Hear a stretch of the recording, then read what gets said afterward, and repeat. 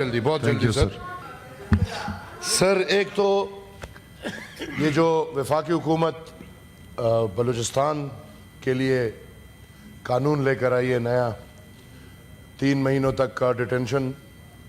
سر ادھر تو غیر قانونی لوگ سالوں سال غائب ہیں اور ان کا مسئلہ حل نہیں ہو رہا. بلوچستان کا سب سے بڑا مسئلہ میں سمجھتا ہوں کہ مسنگ پرسنز کا ہے اور ادھر آئی ڈونٹ نو حکومت وقت میں سمجھتا ہوں کہ با اختیار نہیں ہے. وہ ایک ایسا قانون لا رہے ہیں جو آئینی طور پہ مسنگ پرسنز کو کور دے رہے. میں سمجھتا ہوں یہ بنیادی انسانی حقوق کی خلاف ورزی ہے اور میں ان بلوچستان کے میں خود بھی نمائندہ اس وقت بلوچستان سے ہوں تو میں ان سب کو یہ سپورٹ دینا چاہوں گا کہ چونکہ یہ بنیادی انسانی حقوق کی خلاف ورزی ہے میرے خیال میں ہم سب مل کر اس کے خلاف سپریم کورٹ ہمیں جانا چاہیے اور ہمیں سپریم کورٹ سے یہ سٹرائک آف کرانا چاہیے. ایک دن بھی مسنگ پرسن نہیں ہونا چاہیے. اور دوسرا سر ٹیررسٹ, اب یہ نشاندہی کون کرے گا کہ who is the terrorist؟ ادھر تو ٹیررسٹ کے نام پہ پولیٹیکل انجینئرنگ ہوتی ہے, ادھر تو دہشت گردی کے نام پہ آواز دبایا جاتا ہے. یہ فیصلہ کون کرے گا کہ یہ فلانا بندہ دہشت گرد ہے اور اس کو ہم قانونی طور پہ 3 مہینے کے لیے اغوا کر رہے ہیں؟ میں سمجھتا ہوں اس قانون میں بہت بڑا فلا ہے اور حکومت کو سوچ سمجھ کے واپس لے لینا چاہیے.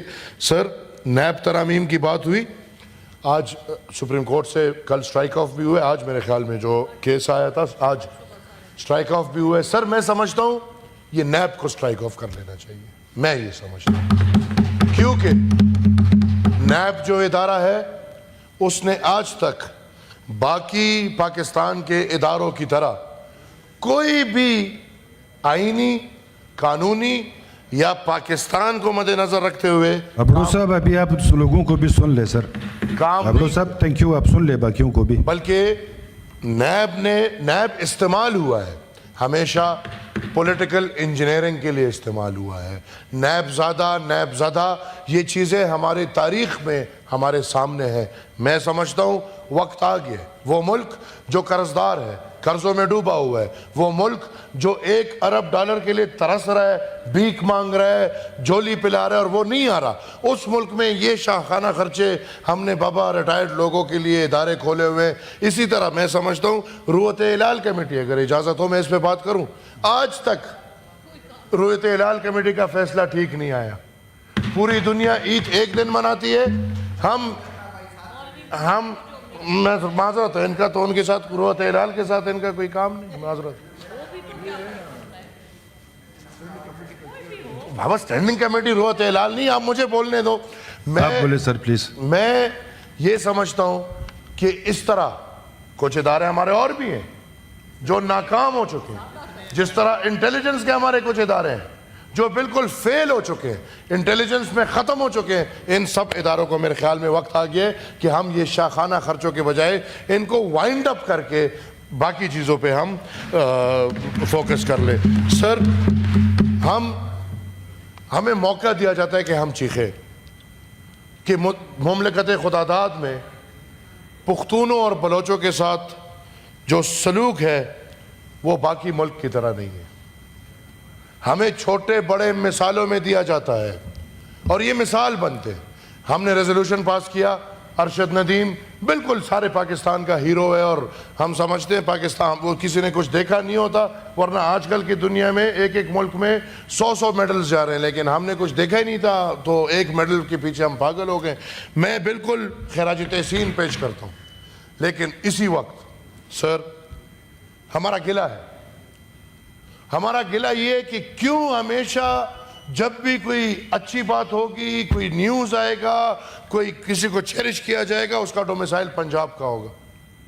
اسی ٹائم جی سر. ہمارے پختونخوا سے ضیاء مشوانی جو مکسڈ مارشل آرٹ میں ایشین چیمپئن شپ میں روایتی حریف انڈیا کو ہرا کے ایز اے چیمپئن آیا ہے, اس کا میرے خیال میں ادھر کسی نے نام بھی نہیں سنا ہوگا.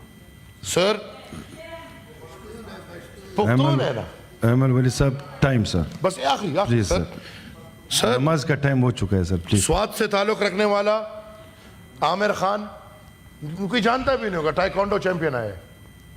اس طرح جنوبی وزیرستان سے تعلق رکھنے والا فہیم مسعود جنہوں نے پاکستان کے لیے گولڈ میڈلز جیتے ہیں, کیا ان کی کوئی ذکر کرے گا؟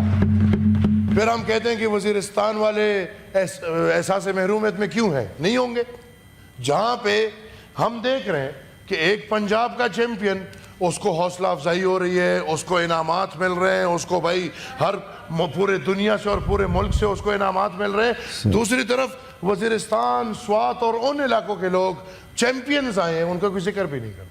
میں بڑے افسوس کے ساتھ یہ بات سامنے رکھنا چاہتا ہوں کہ پاکستان میں وہی سلوک پختون اور بلوچ کے ساتھ بھی ہونا چاہیے جو سلوک پنجاب کے لوگ. Thank you sir. Irfan Siddiqui صاحب پلیز سر.